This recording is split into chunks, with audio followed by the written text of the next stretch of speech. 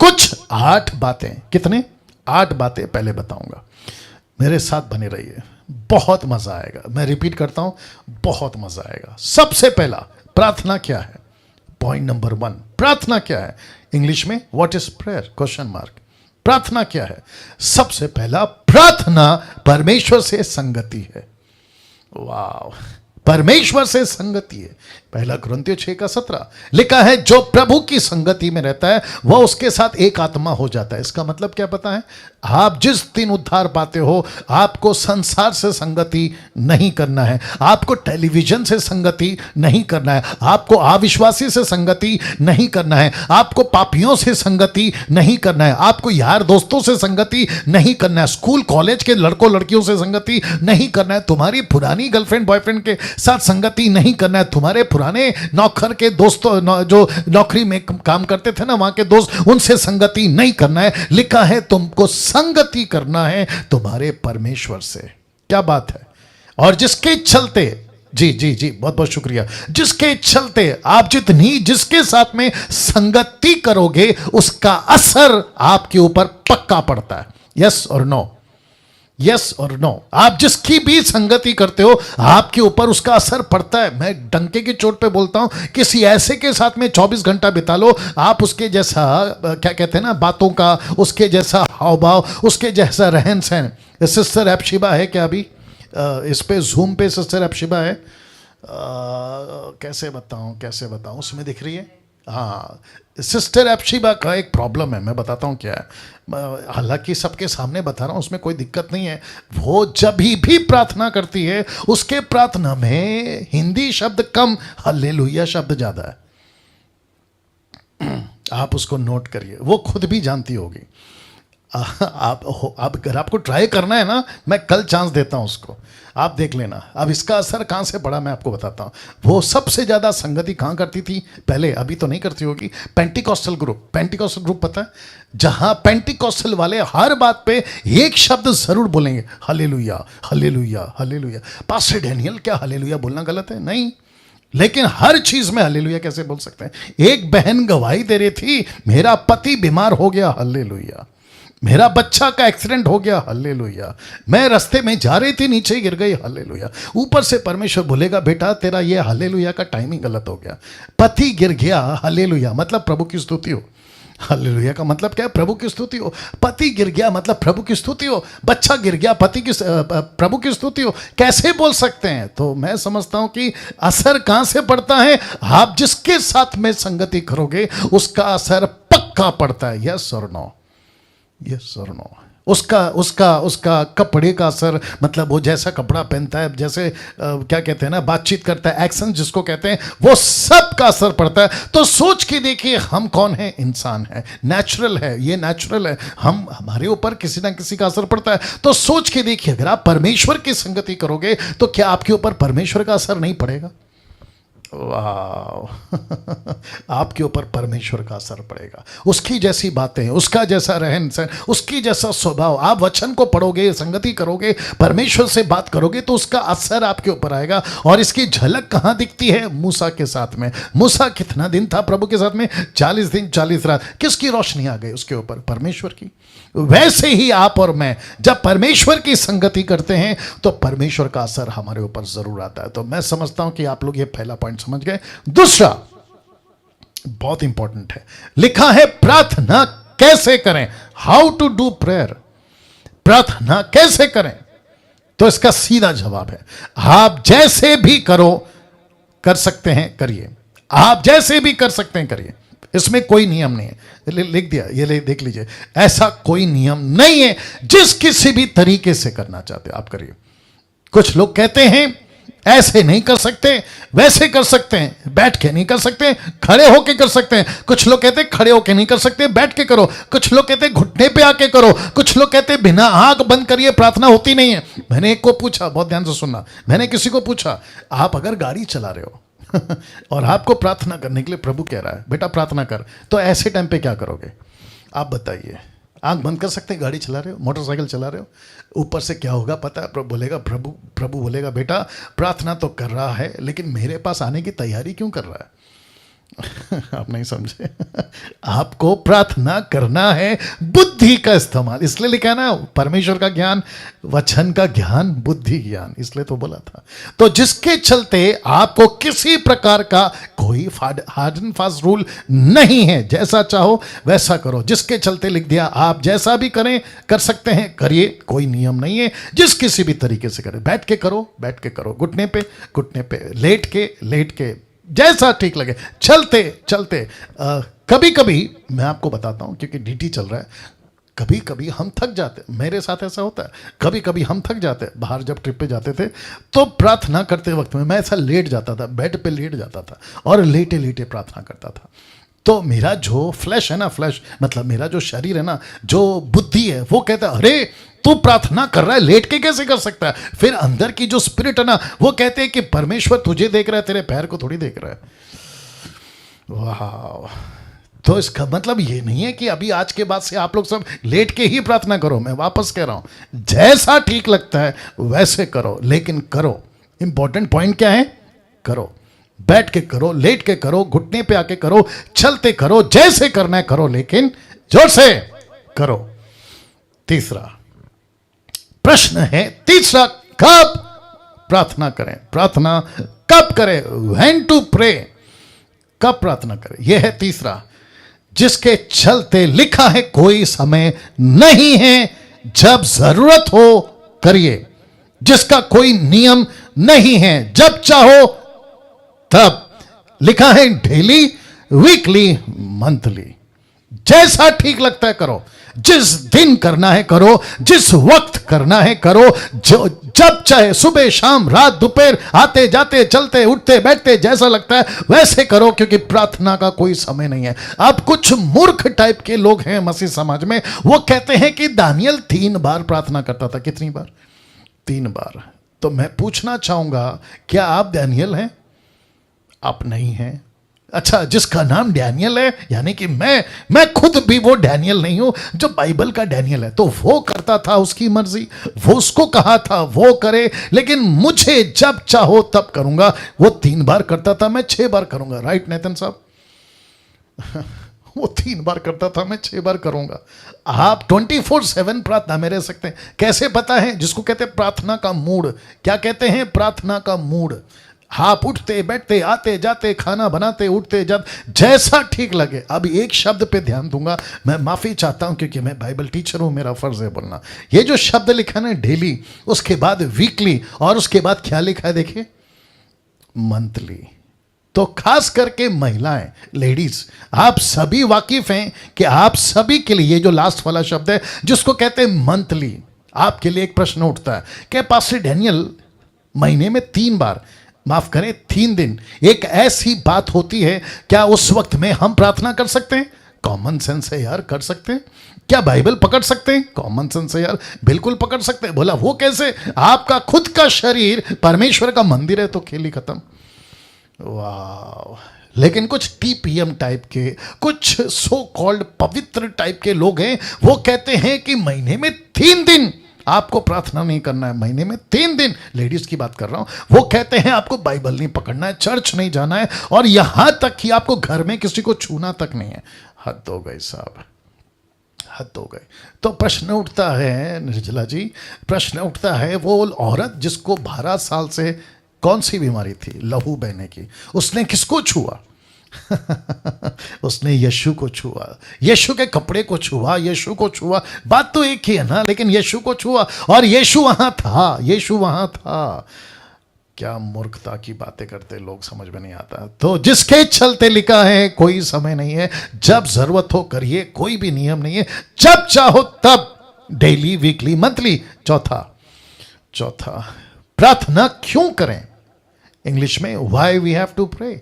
प्रार्थना क्यों करें? चौथा है ये, प्रार्थना क्यों करें। ध्यान दीजिएगा, क्योंकि यह आत्मिक लड़ाई है। कौन सी लड़ाई है? ये आत्मिक लड़ाई है, इसलिए हमें प्रार्थना करना है, जो कि मैं आपको पहले बता चुका हूं, प्रार्थना योद्धा। तो इफिसियों उसका 6:18, कॉन्टेक्स्ट क्या है? 10 से लेके 18, ये कॉन्टेक्स्ट है। मतलब एक किसी को बात को लिख रहा है तो उसके पीछे एक मकसद होता है। तो मकसद ये था, क्या था? प्रार्थना। आत्मा की तलवार, झिलम, टोप, जूते सब ले लो। क्यों? मकसद है प्रार्थना। देखो क्या लिखा है, लिखा है हर समय हर प्रकार से आत्मा में प्रार्थना विनती करते रहो और इसीलिए जागते रहो कि सब पवित्र लोगों के लिए लगातार विनती किया करो। तो इसका मतलब है कि योद्धा क्या करता है, वो सर दर्द, पेट दर्द, जुकाम, खांसी, ना ना ना ना ना, उसके पास में अपनी एक लिस्ट होती है। वो लिस्ट क्या है, मैं प्रार्थना करूंगा परमेश्वर के दासों के लिए, मैं प्रार्थना करूंगा प्रभु के राज्य के लिए, मैं प्रार्थना करूंगा परमेश्वर की महिमा होने के लिए, मैं प्रार्थना करूंगा कलीसियाओं की स्थापना होने के लिए। मैं उसकी भी लिस्ट बनाया, मैं बताऊंगा आपको। तो इनके लिए प्रार्थना करना क्यों, क्योंकि आप एक आत्मिक लड़ाई में, मुझे पता है कि आप में से बहुत सारे लोग मेरे लिए प्रार्थना करते हैं, और जिसके चलते क्योंकि आप लोग मेरे लिए प्रार्थना करते हैं, मैं अभी तक सलामत हूं, ठीक हूं। और आपको पता है कौन से शहर में रहता हूं, एक ऐसा शहर जो अभी पीक पे, पीक समझते हैं, टॉप पे, पीक पे किसके क्षेत्र में, कोरोना वायरस के क्षेत्र में। या फेसबुक वालों, यूट्यूब वालों सुनिएगा, अभी पीक पे चल रहा है। मुझे कितने कॉल आते हैं, आप लोगों के भी आते हैं, पास्टर डैनियल आप ठीक हैं, व्हाट्सएप पे मैसेज आते हैं, आप अपना ख्याल रखो, आप ये पियो, आप वो पियो, आप ऐसे रहो, आप ऐसे रहो। मैं जानता हूं क्यों, क्योंकि आप जानते हैं कि परमेश्वर ने आपको रखा है सेवकों के लिए प्रार्थना करने के लिए। आप कौन हैं, अपाहिज नहीं है। क्यों, क्योंकि आप एक प्रार्थना योद्धा है। एक प्रार्थना योद्धा अपाहिज नहीं होता, वो प्रार्थना, माफ करिएगा शब्द को सुनना अच्छा नहीं लगेगा, वो प्रार्थना करवाने की भीख नहीं मांगता, बल्कि कि वो प्रार्थना दूसरों के लिए करता है। वाह, कैसा लग रहा है। तो वापस कहता हूं, ये था चौथा, प्रार्थना की लड़ाई में है आप लगातार। मैं रिक्वेस्ट करता हूं, अगर आप लोग किसी सेवक को जानते हो, आप में से कोई सेवक को जानता है जो अच्छा काम करता है, अन्य भाषा वाला नहीं, वो नीचे गिराना, ठपाक ठपाक, उठा पटक, ना ना ना ना, मैं उसकी बात नहीं कर रहा हूं। मैं बात कर रहा हूं जो सच्चा है, मैं बात कर रहा हूं जो जेन्युइन है, मैं बात कर रहा हूं जो मिशन माइंडेड है, जो प्रभु के राज्य को बनाता है, चेला बनाता है, चर्च प्लांटिंग, मिशनरी का काम करता है। ऐसे लोगों को अगर आप जानते हैं, रिक्वेस्ट करता हूं आपकी लिस्ट में उनको शामिल करो, प्रार्थना करो उनके लिए, क्योंकि लिखा है विनती करते रहो और इसीलिए जागते रहो कि सब पवित्र लोगों के लिए लगातार विनती किया करो, लगातार विनती किया करो। पांचवा देखिए क्या लिखा है, प्रार्थना किससे करें, बहुत इंपॉर्टेंट है। To whom we should pray, किस नाम से प्रार्थना करें, तो लिखा है यीशु से और यीशु के नाम से।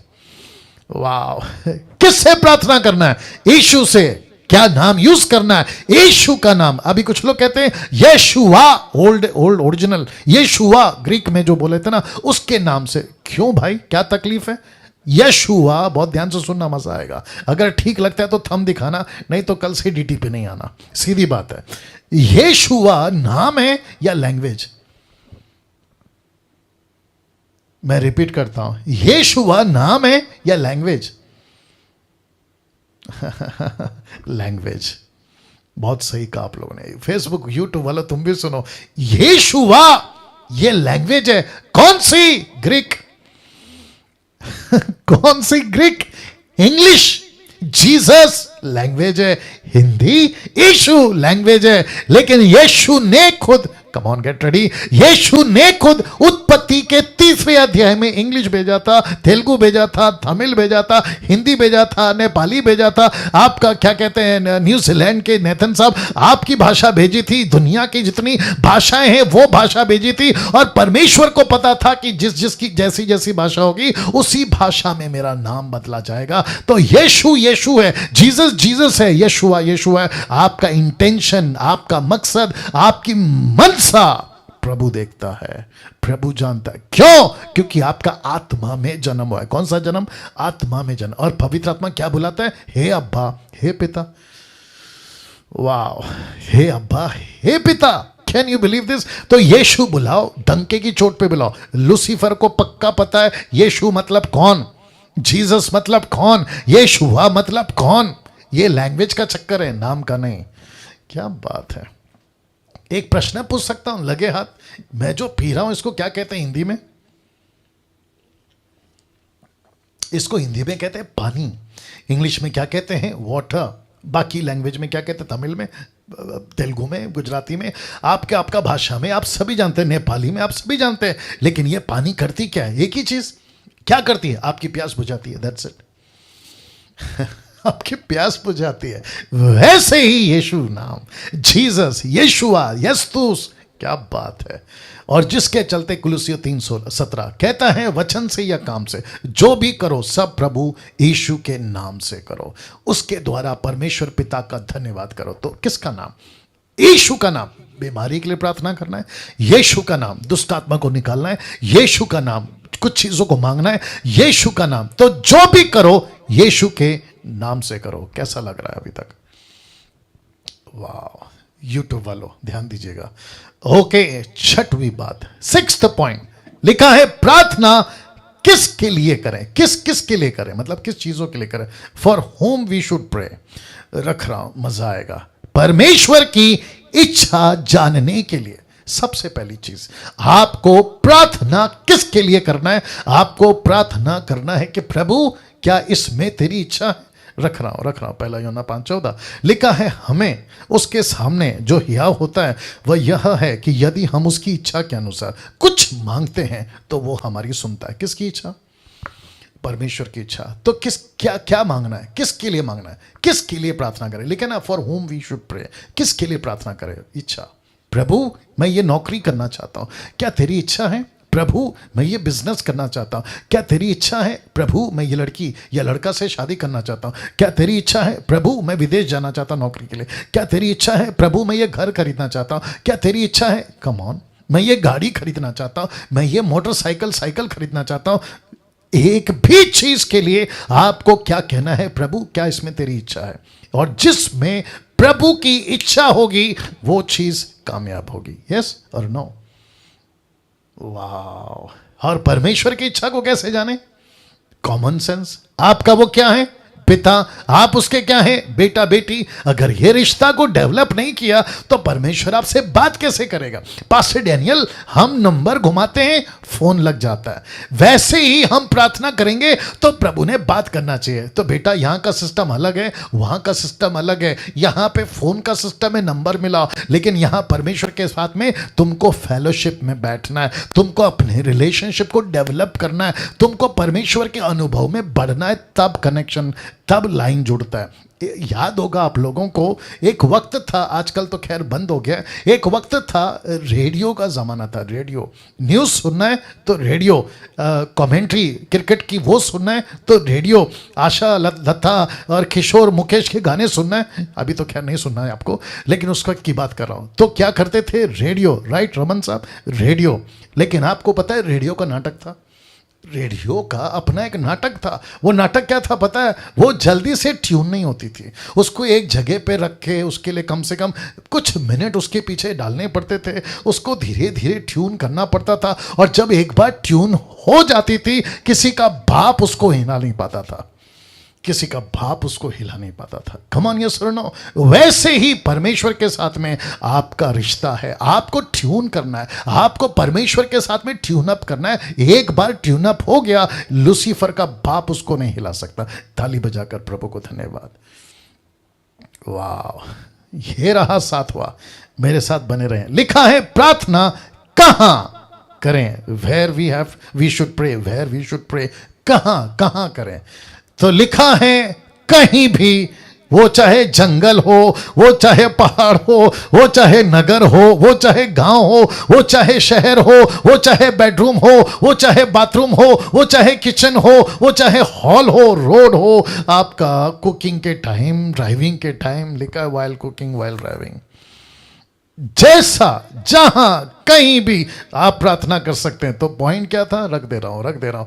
कहां करें? कुछ लोग कहते हैं कि जब तक चर्च नहीं जाएंगे परमेश्वर प्रार्थना नहीं सुनेगा। ले भैया, तो यीशु कौन से चर्च जाते थे नेतन साहब? जंगल।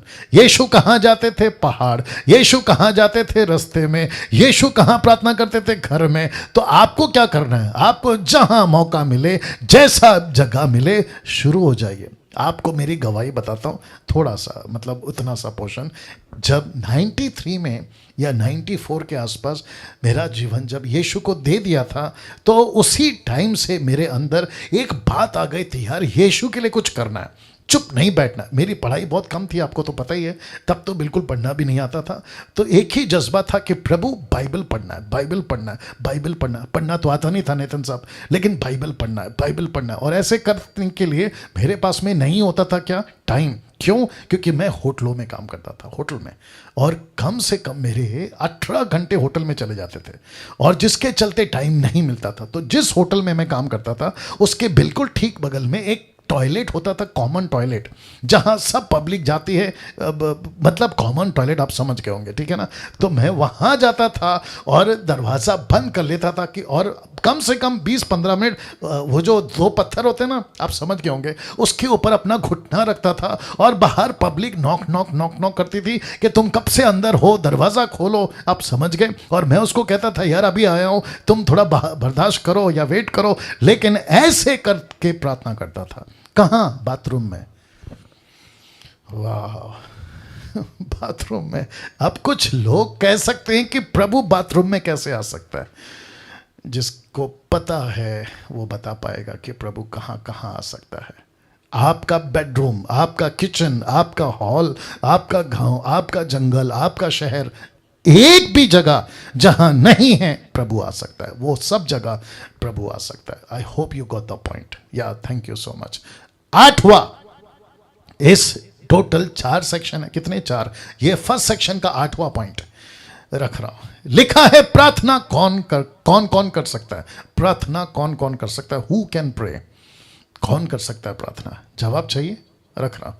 लिखा है कोई भी कर सकता है, कोई भी कर सकता है। नया विश्वासी, पुराना विश्वासी, बच्चा, पुरुष, स्त्री, कोई भी कर सकता है। इस पृथ्वी पे यीशु को प्रार्थना कोई भी कर सकता है, जिसका मतलब है अगर उसका उद्धार हो गया, उसने सत्य को जान लिया। बच्चे, मेरा खुद का लड़का 11-12 साल का, वो तक प्रार्थना करता है क्योंकि उसको पता है कि इसका परमेश्वर यानी कि पापा का परमेश्वर यीशु है। वो प्रार्थना करता है। आपके बच्चे प्रार्थना कर सकते हैं। तो परमेश्वर क्या करता है? सबका प्रार्थना सुनता है, पुरुष का, स्त्री का, बच्चे का, सबका परमेश्वर प्रार्थना सुनता है। राह चलते आदमी का परमेश्वर प्रार्थना सुनता है। तो कौन प्रार्थना कर सकता है? कोई भी प्रार्थना कर सकता है। तो वापस कहता हूं, कब कर सकता है? कभी भी कर सकता है। क्या स्त्री प्रार्थना कर सकती है पूरे महीने के 30 दिन? वापस पॉइंट आ गया, समझ गए आप? ऐसा एक भी दिन नहीं है जहां परमेश्वर नहीं बोलेगा, खास करके महिलाओं को, कि आप 3 दिन तक मेरे से बात मत करो। ऐसा नहीं बोलेगा वो। ये कुछ पागल लोग हैं जो अधूरे ज्ञान वाले हैं, ये सिखाएंगे आपको। नाउ